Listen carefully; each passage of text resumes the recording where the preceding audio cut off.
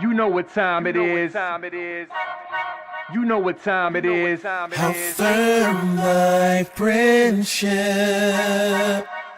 Oh, you know what time it is.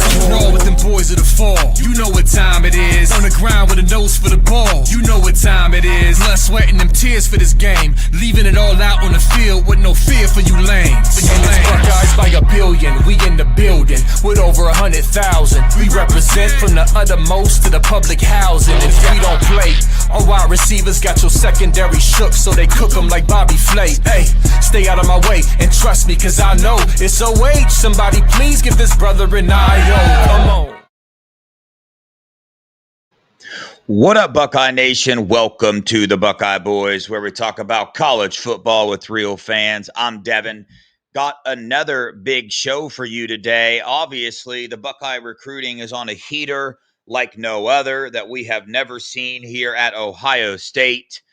And we taking care of business on the field. Ryan Day had a press conference today. Going to go over a few things there that he talked about. A new commit in the 27 class. Another commit coming up in the 26 class to finish that off. We'll end up about the number 4 class in the nation. So, sounds like when we said back in the summer when you're taking official visits, everybody relax, don't worry, everything's going to be okay. That's coming to fruition. And these recruiting classes are on an absolute heater right now. Everybody in the chat, appreciate you guys for showing up. You're stuck with me and me alone tonight. Tried to get a couple other people on here. Everybody was busy, so might be a little bit of a shorter show, but I wanted to come on here, talk to you guys, obviously with the new commitment, stuff like that, and a few other things that I've heard. Had a long conversation today with the source from inside the Woody about some injuries going on the team, and obviously what is being talked about around the nation with Carnell Tate, Jeremiah Smith. So I'm going to update y'all a little bit there. I'm sure you guys have already heard the updates, but I'm going to give you what I got on it.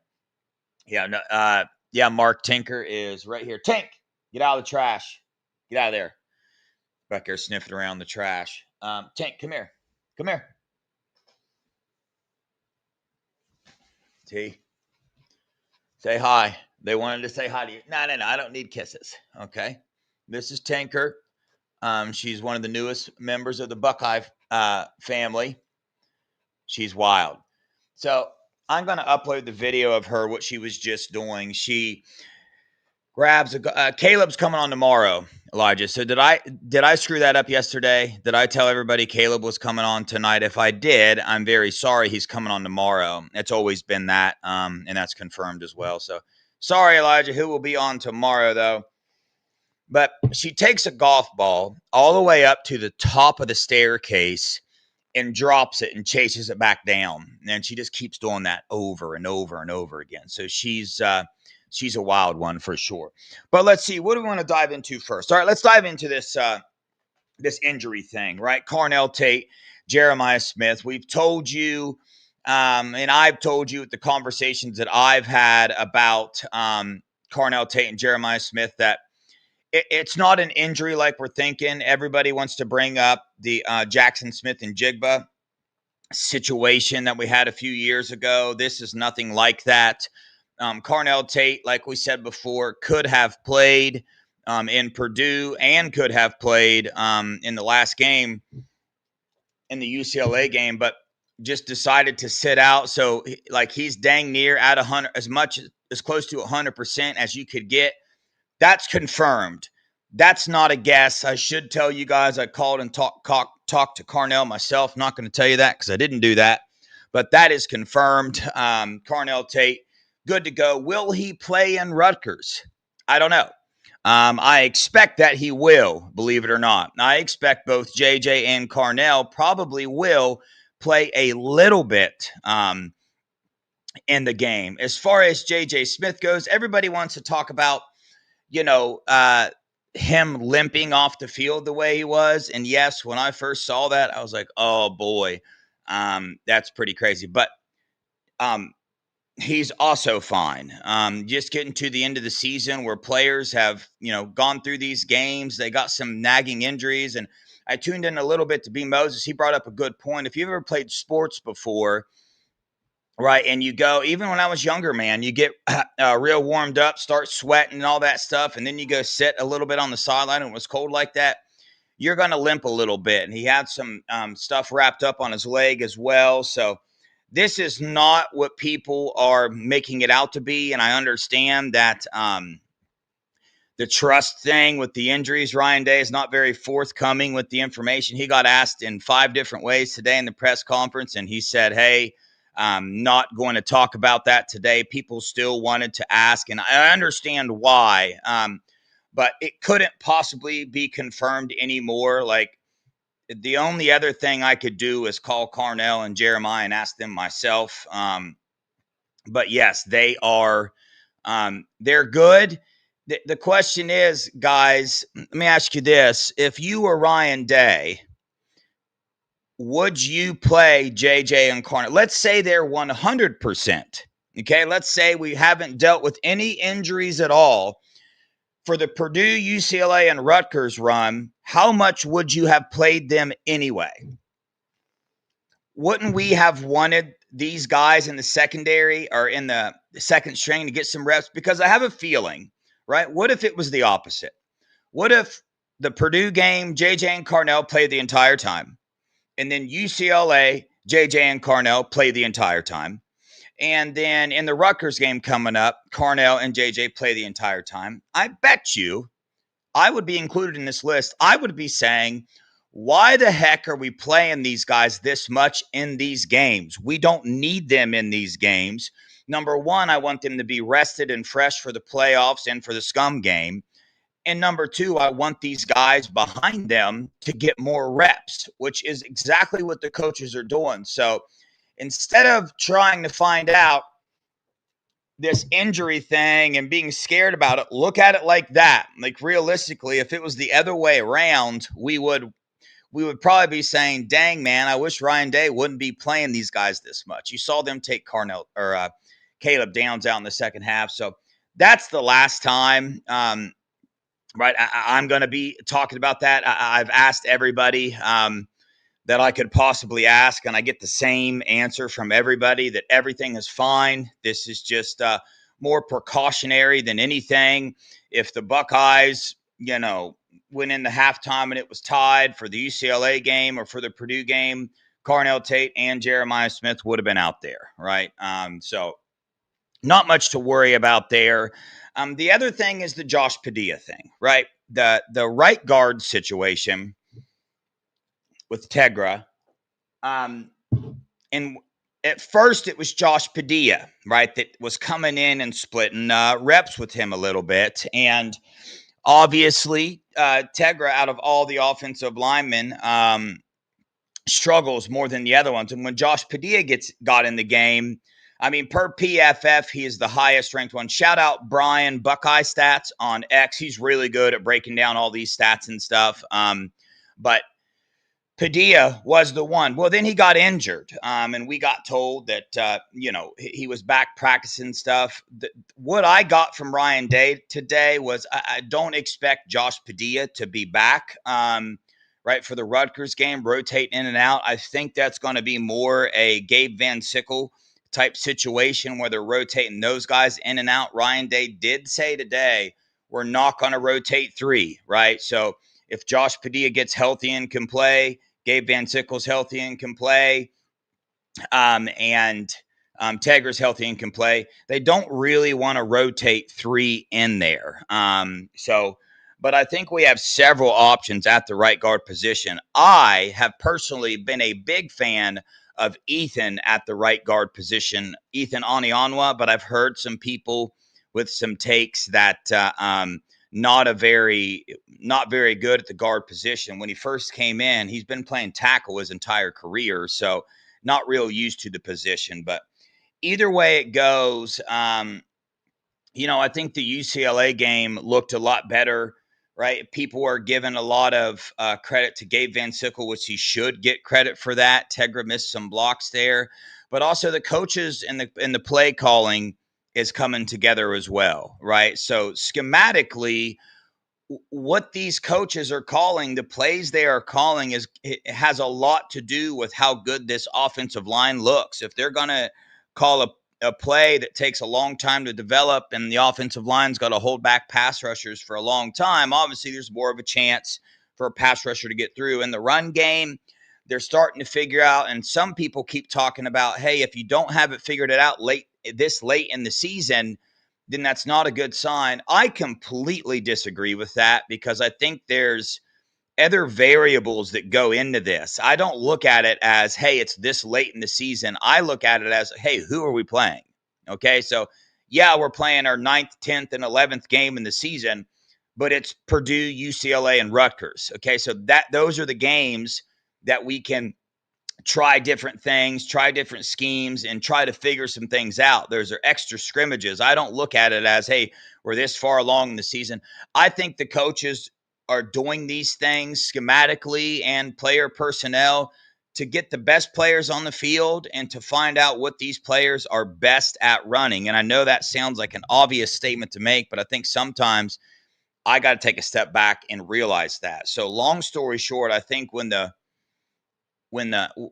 rubber meets the road, these coaches have the play calling down for the run game schematically.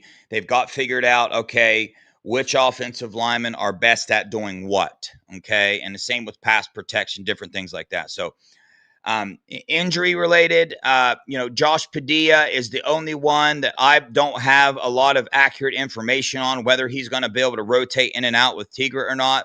But we do have Gabe Van Sickle and Ethan there as well. Our wide receivers, if we need them to play, they're going to play. That's just what there is to it. Both of them will be playing for the Scum game, which I am glad to hear. Speaking of the Scum game, man, that thing's coming up, dude. If you noticed, go check out the thumbnail. Got Brutus and Ryan Day sitting around a fire, roasting, just the whole SEC and maybe a certain other team because we're getting towards that game. And my confidence is actually growing when we get to that game. But I'm not going to dive into that one yet. I'm sure I'll do plenty of videos on that game. Last year we did a 6-hour live stream the day before the game. I don't think we're going to do that, but we might do like a 2 or 3 one where I have a bunch of different Buckeye shows on here talking about the Scum game. You guys aren't going to like this, but I also invite some of the other side on as well to give us their take of the game. So get prepared for that one. The Friday night before the game, we'll be on here for a long time. I'll have a big list of guests coming on talking about the game. So I'll let you guys know the closer we get to it. So that's the update on the injury information that I have. All is well, all is good. I've been getting texts all day from people that keep asking me the same question every day. So they good to go, man.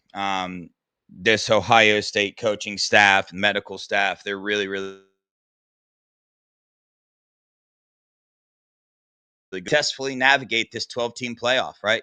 This coaching staff's the only staff in the country that has successfully navigated it all the way through and took home the trophy, right? So whatever plan Ryan Day and this medical staff and whatever other staff have in for this playoff run, because I can only imagine they went through it last year, and now this year they're just honing in on those details, making some changes from time to time, right, to get the most out of this team that they possibly can in the playoffs, because that's when it matters most. Okay, here we go. We on to it, man. There has been a commitment dang near every single day this week, and I am absolutely loving it, man. This one, if you guys watch this channel, if you follow Scoop at all, you know this kid has been a Buckeye. We told you he was going to commit to the Buckeyes. He committed to the Buckeyes. On that note, real fast, I did take an L with my Buckeye booms. I had Kevin Brown. I knew I was making that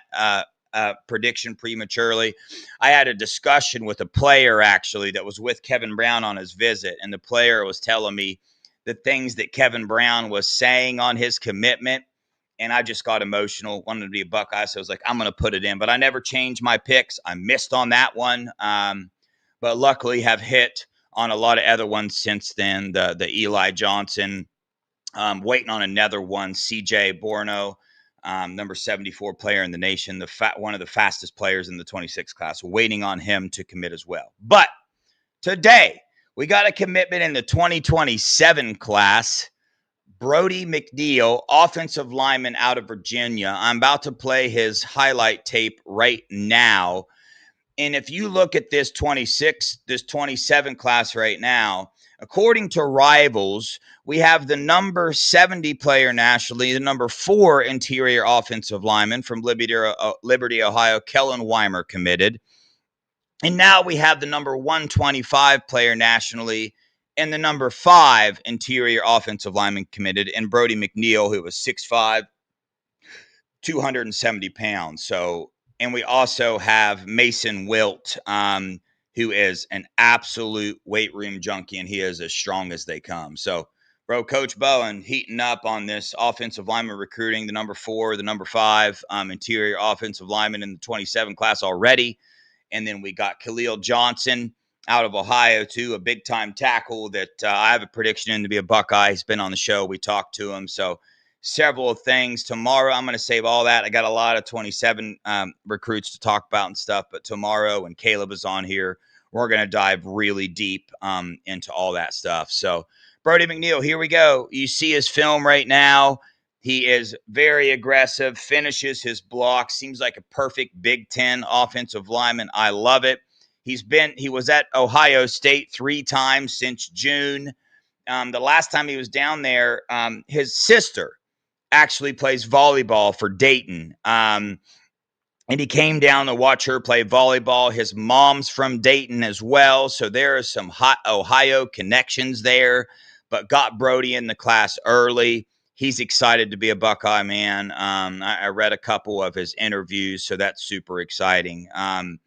The top 100 player talking about in the title that I made is CJ. Got another phone conversation today. I would expect by Friday that trigger is going to get pulled. But, I don't know. So I just tell you guys the conversations that I have, and that's what I had there. I did speak with Braxton Rembrandt today. I'm going to be speaking with him a little more. That's the 4-star linebacker that just committed to the Buckeyes. Like I said, the Buckeyes, people are wondering, he's 6'5", 6'6", got a lighter frame. I will tell you the brief conversation we have that the Buckeyes really aren't into putting him in a position right now. They're into telling him, hey, get here for a year and a half, develop. Let's see what your body does. Let's see what skill sets, right, you really hone in on. And then we'll start to figure that out. But super athletic, super lengthy player that can be utilized as more of the outside linebacker role. If he puts on a lot of weight, I don't see it happening, but could switch to the defensive end role. But the Buckeyes, this is one of those, hey, let's get you in the program. You're a beast everywhere. The kid plays safety, linebacker, defensive line. He plays all over the field for his high school team, is just a top athlete as well. Sorry, had to yell at Tink for a second. So that's awesome as well. Like I said, these Buckeyes, man, it's really cool what they're doing because this isn't something the Buckeyes normally do. Okay, if you're a Buckeye fan that follows recruiting, it's normally they get their class locked down, right? In summer, during the official visits, like it's mostly locked down then. And if we get any commits late before signing day or even on signing day, and maybe 2 or 3. And sometimes it's to make up for the kids that are leaving our class. Well, this year, man, I'm telling you, they shifted what they wanted to do. They backed off a little bit in the summer, right? Why? Told you this 100 times. Hey, good night, Liz. Because Big John Brody was not a surprise. Like I said, I think it might have been a week ago now. Actually, it was on Thursday or Friday of last week. I came on here and told you, there's going to be 2 2027 booms, Brody and Eli. They're going to be both of them.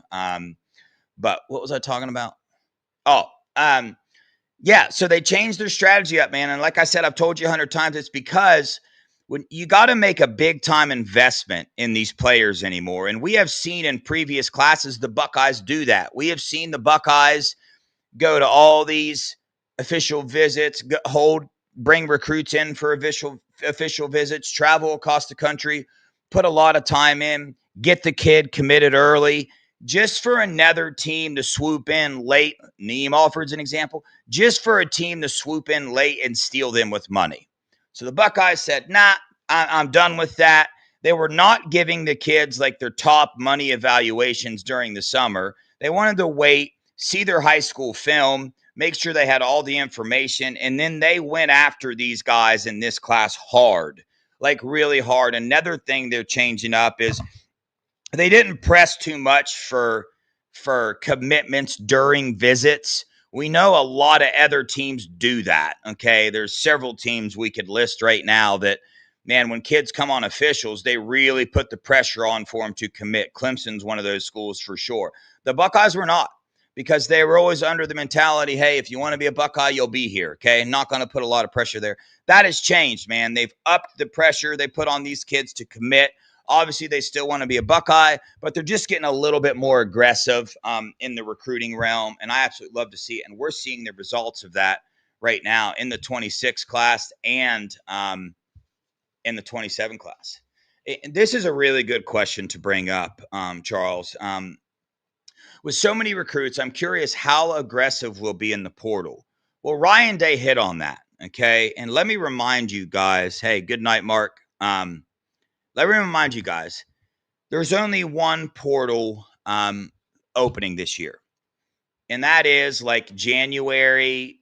It's right in the middle of the playoffs. So if you make it to the second or third round of the playoffs, that's the only opening you have in the portal, okay? And if you're playing a game, you are going to be getting ready for the game. You're not going to have a lot of time, right, to scour the nation for players that you need, and you're also not really going to have a good grasp on exactly what players you need, because your team's still playing and players haven't made the decision on whether they're going to enter the portal or not. So you don't know if you have a third string linebacker leave at that time. You're not going to know if he's going to leave, and you're not going to know what your needs are in the portal. Okay.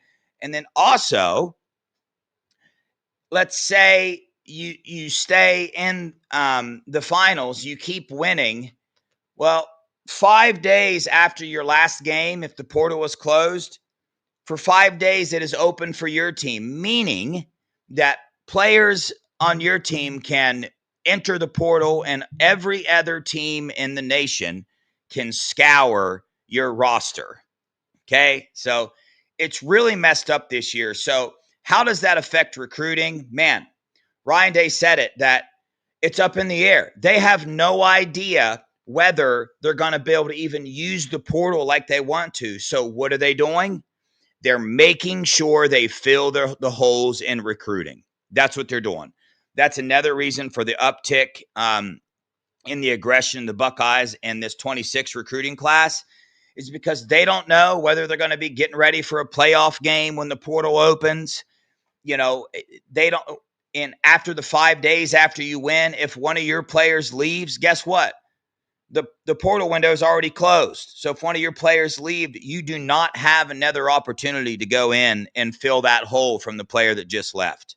So the NCAA really screwed the teams that are going to be in the playoffs as far as the transfer portal goes. So the Buckeyes are, I expect the 26 class to reach 30, 31 recruits. We got 28 right now. There'll be 29 with CJ. And I still expect one or two the McKinley brothers.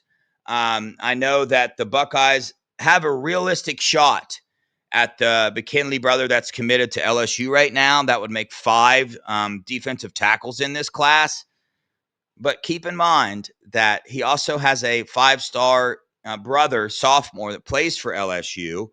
And during the recruiting visit, right, he came in, the brother, Dominic McKinley, came and visited the Buckeyes in June, whatever his year was.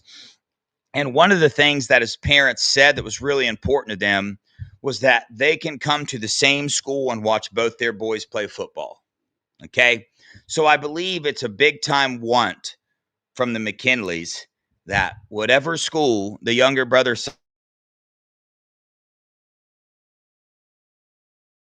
and he was a 5-star, like number 15 player nationally, big time defensive lineman. And with what's going on with LSU right now, with the coaching changes, we don't know what's going to happen there. So we'll see, right? There's the Buckeyes have a bigger chance there than I think a lot of people realize. So that's one that's kind of, flying under the radar a little bit. We'll see if the Buckeyes can make that happen. Kind of a 2-for-1 special. Get the younger brother, then hopefully pick up the older brother in the portal.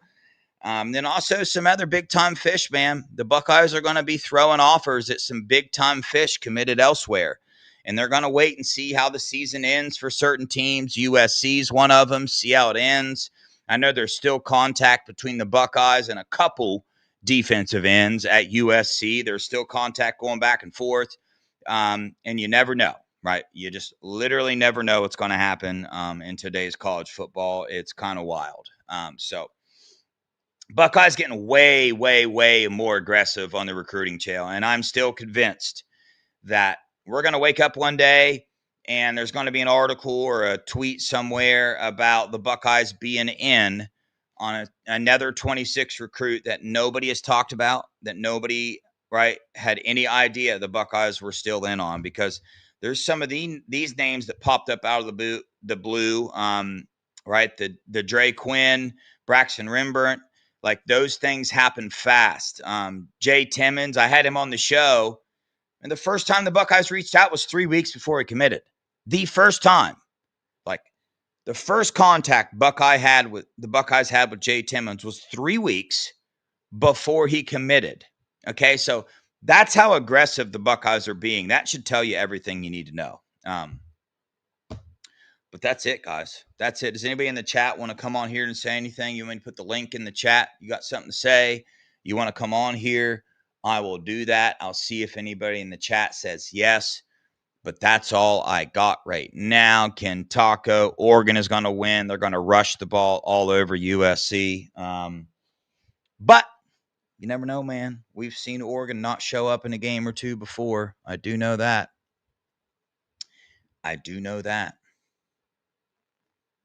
Yeah, chocolate chip Scoochie. That whole portal thing, I'm telling you, it's got Ryan Day's not happy about it at all. I mean, it's just, I don't know how you can be the NCAA and change the portal to that date. Like, it's just, I don't know. It's kind of wild. Let us know a little about your guest coming on tomorrow, Caleb Longhurst. Great young man. He's part of the Scoop message board over there. Got a lot of contacts in the recruiting world. And, I got to know him by, how you see all these different, Buckeye Twitter accounts try to post about, hey, I got intel on this recruit or this recruit or this recruit. Well, I pay attention to a couple of them, and I always paid attention to Caleb. And he seemed to get a lot right. So I reached out to him one day, started to build a relationship with him. Well, then, I started working for Scoop. He started working for Scoop. And, now we talk every now and again. I see his posts on the message board. He's got great insight, talks to the recruits. He's a grinder, man, on his own, just grinding this thing out, doing a lot of work for Buckeye Nation. Caleb is a very, very, very good young man, very good at what he does. Go follow him on Instagram and Twitter. Go look at his stuff. His graphics that he makes for these recruits are absolute fire as well. So I'm excited for the show. Like I said, he's going to have, a lot of details on the Buckeyes, this 26 class, the 27 class. So it's going to be great, man. Thanks for that, Charles. 247 coming up with their updated recruiting rankings tomorrow. I'm very curious to see because, man, Con 3, bro. I'm still flabbergasted that Con 3 moved Caden Dixon and their updated things they just did do not have Caden Dixon White as a top 300 player in the nation. I'm just absolutely, it just doesn't make sense, man. And Maxwell Riley as well. Maxwell Riley. They do not have – Maxwell Riley's like nominated for Ohio Offensive Lineman of the Year and all kind of stuff. And he's not up there either. So those are the only two I'm really mad about. Simeon Caldwell got down. He's ranked number 118 on 247. He's kind of a tweener, right? Safety, linebacker, very, very good athlete, but that makes it hard to really gauge him. I'm not too upset. He's not in the top 300. The development here, he'll get it in. Emmanuel Ruffin, they have him outside the top 300. And he could very easily be in, but I'm not too upset there. Brock Boyd. But I'm telling you, Caden Dixon-White and Maxwell Riley being outside of the top 300 in the new Con 3 rankings is, I mean, either A, it goes to show you how hard it is to do those rankings, or B, it goes to show you how much politics is involved in this, or C, they're just not smart. The people that chose to rank those players individually, they're just not smart. I don't think they're not smart. I think they're pretty good at what they do for the most part. But man, those two players there, that's just ludicrous. Getting it set up, Chris Henry Jr. and Caden Dixon-White. I'm hoping to get them on here at the same time together. I'm going to get Caden's mom back on here too. You guys will love her, man. You'll absolutely love her. She was on here before. So, yeah, they did move Legend Bay up to 140. Like I said, they moved some guys up. But listen, don't get it twisted, Buckeye Nation. They dropped our class overall, okay? Like, Rivals had our class with more points before.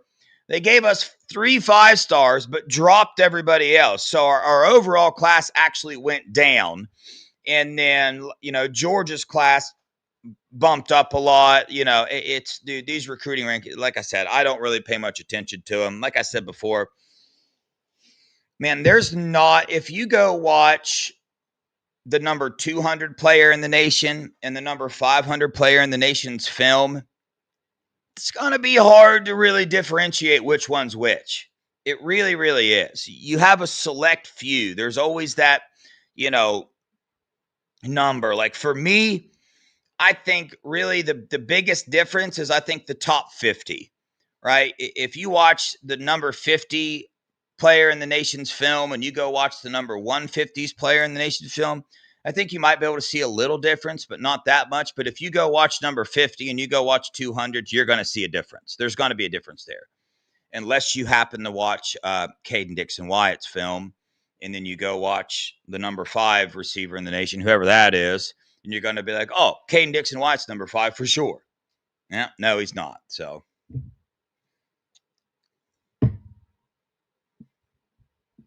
Scoochie, I'm going to look into that. I didn't know that. They changed the portal strictly for the SEC only because their second portal window rule. I'm going to look into that. I don't even know what that is.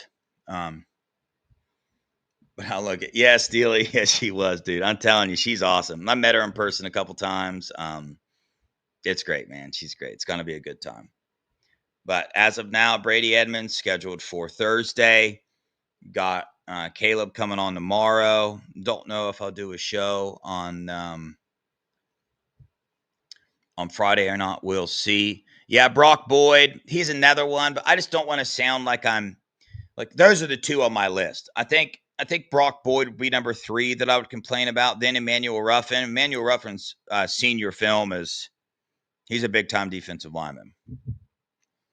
But it all gets proven on the field. I mean, Jalen McClain, Ohio State's number 1 team starting safety, was a 3-star. All right. So, and we can talk about those all day long. And plus the development at Ohio State is elite as well. So, all righty. All right, guys. I'm trying to debate. What time's the Rutgers game this weekend? Let's find out.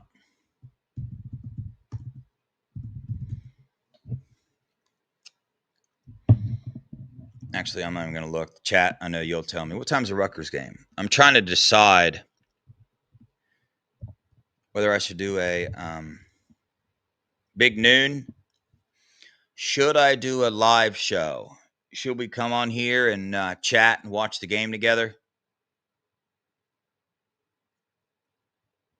Ken Taco, whose actual rating?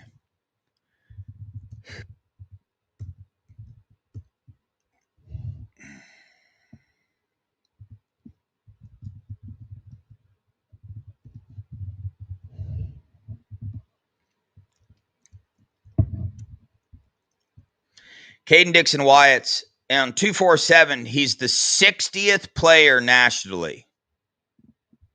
60th.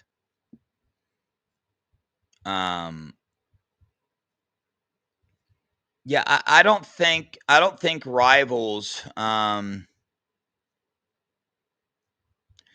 don't think Rivals gives them a thing. Yeah, hey, check this out. Brock Boyd. In Brock Boyd's career, he has 2,693 yards, 15.9 yards per play, 27 touchdowns. You guys want to know what Brock Boyd's statistics this year, his senior year? You ready? Senior year, Brock Boyd.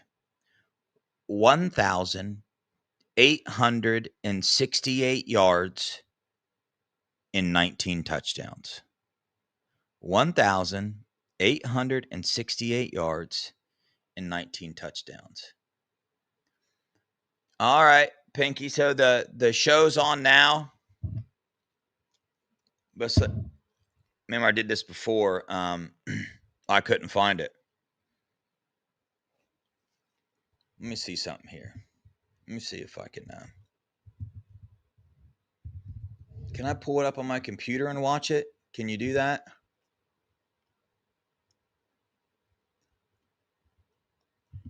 Log in.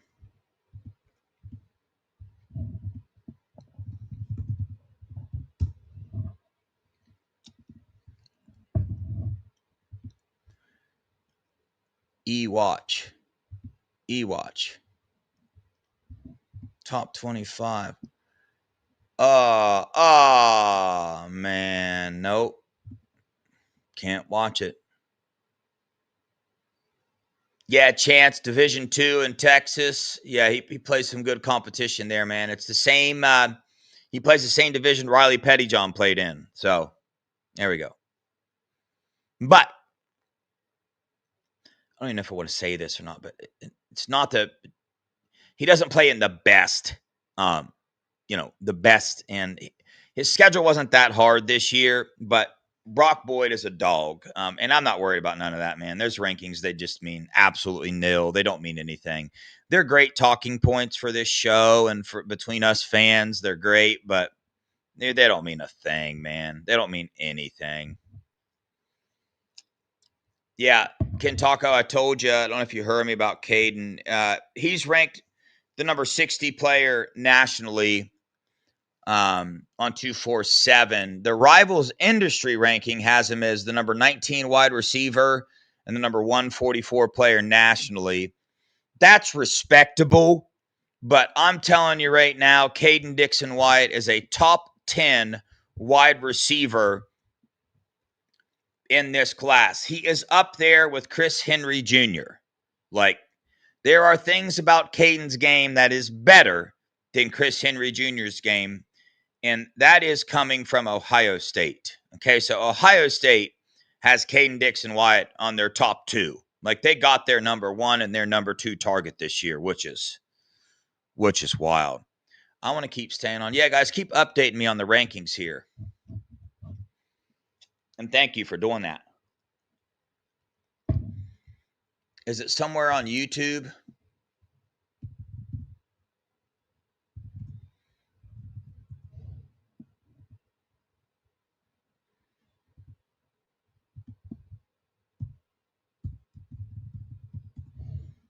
I bet you it is, right?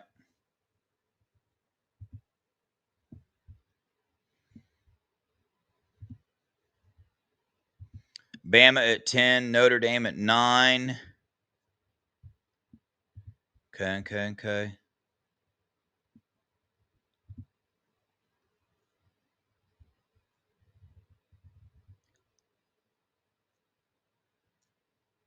This is weird. Oh, I think it's airing on CBS, isn't it? So I can actually watch it. Must not be. Bama went down to 10, Notre Dame at 9, Oklahoma 8. Oklahoma's a sneaky team, guys. Oklahoma's a sneaky team. Oregon, number 7. Okay. Chad, is Ohio State still number 1, you think? You think they'll move Ohio State down? No, they won't.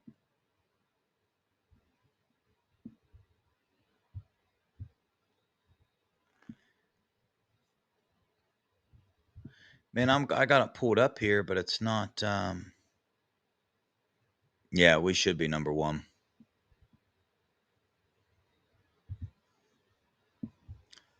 Number 6, Ole Miss. Man, that ain't giving me nothing. All right, yeah, I see it. Ole Miss number 6. Here we go. Let's keep on watching it. I'm real curious about Texas Tech as well. I'd love to see them play somebody. Georgia 4, A&M 3, Indiana number 2, Ohio State number 1. There, that will finish it off there. Georgia is actually playing some big time football right now, man. They stomped the brakes out of Texas, man. Absolutely stomped them. And they're playing some good football, man. Playing some good football. Georgia, I believe, would stomp Texas A&M. I'm not sold on A&M whatsoever. Like, not even a little bit. Like, not even at all. They remind me of Miami. Texas A&M reminds me of Miami last year. Does anybody agree with that? Like, they won some games they shouldn't have won. They kept getting built up into this super team, and lo and behold, you don't even make the playoffs. Yes, they have pride, zero defense. I mean, yeah, only in that regard, the natural, they remind me of Miami. Won some games they shouldn't have won, and everybody is blowing them up like they're some super team, and they're just not at all. I'm going to stay on here till the rankings are over, and then I'm going to shut her down. Sorry, I'm not talking much. I don't really have anything else to say, to be honest with you. The Buckeyes are the number 1 team in the nation. Ryan Day's the best coach in the nation. Mick Mariotti's the best, weight coach in the nation.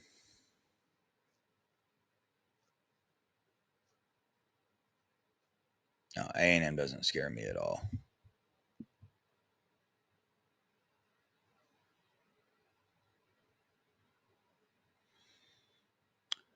We should be able to.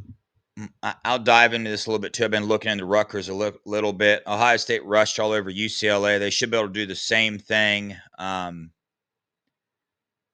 the Rutgers game. Scum plays Maryland this weekend.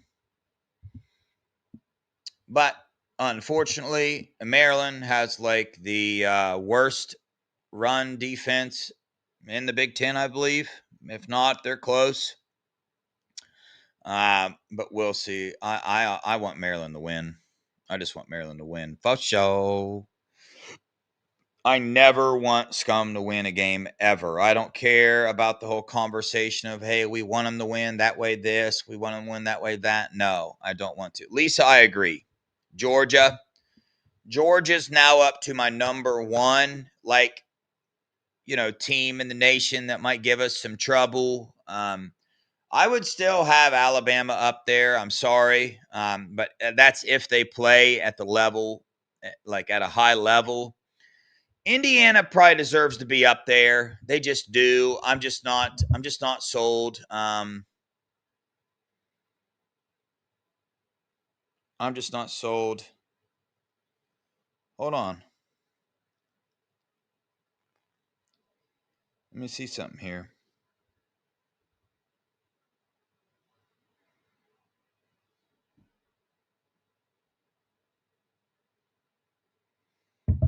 I just hit Funky the chat. We'll see. Funky just texted me live reaction show for the CFB thing. I'm like, yeah, I'm on here. Come on. We'll see if he comes on here. Yeah, Scoochie, they were very lucky to beat Northwestern.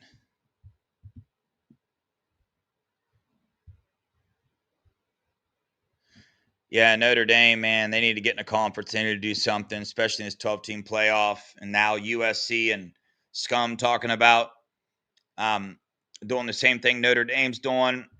It's going to get wild. You can choose your own scheduling. Can you imagine if Scum could choose their own scheduling? Just imagine. I mean, with the way they operate and the lack of integrity there and just the way they operate, they will not schedule a single Power 4 football. They just will not do it. I promise you.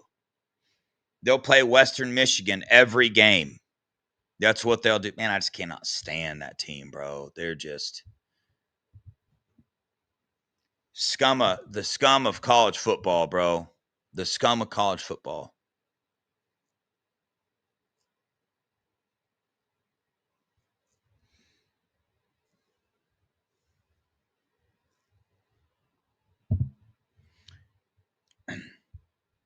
Is it over yet? Because it's not update. It's not updating on my my YouTube show. Is it over? Did they make Ohio State? Is it Georgia, A&M, Indiana, Ohio State? Is that what it is? For some reason I couldn't see it.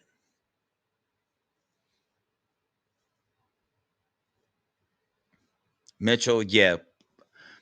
Portnoy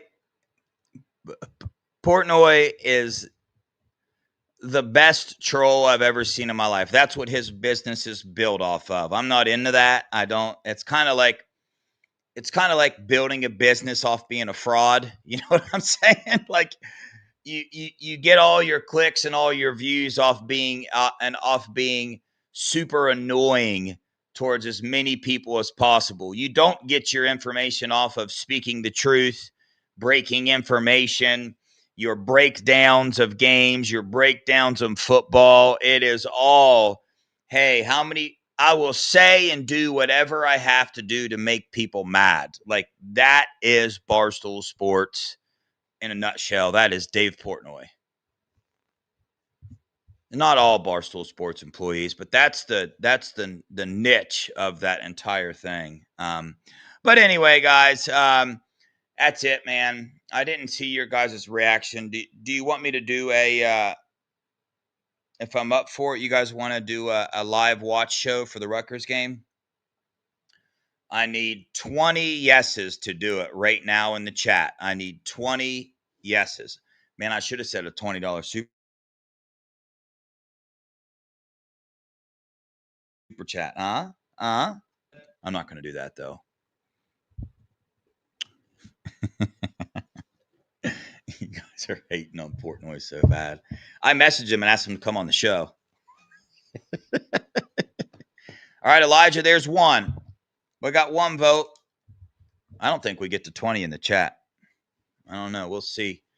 Okay, 2 for Steely. There we go. Lisa, 3. Natural, laughing faces. Chocolate chips Gucci, C. Is that like a yes? Like S or C-I, the Spanish C? I'm going to count it. 4. Charles, best damn band in the nation. Amen. That's only 4, guys. 5. 15 more. 6. The Natural, Pinky, 7.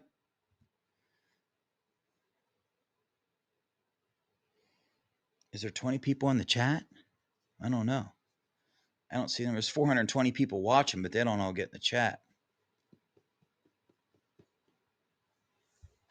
Tank, live show. Tank gets a vote. She said yes. That's 8. Scoochie, I know what you meant. Yeah, it is all the trolls. They're not going to vote at all. Maybe I should have changed the number to 10. We're at 8. We're going to need 2 more. I don't think we can get 20. All right, Russ. There we are. What up, Russ?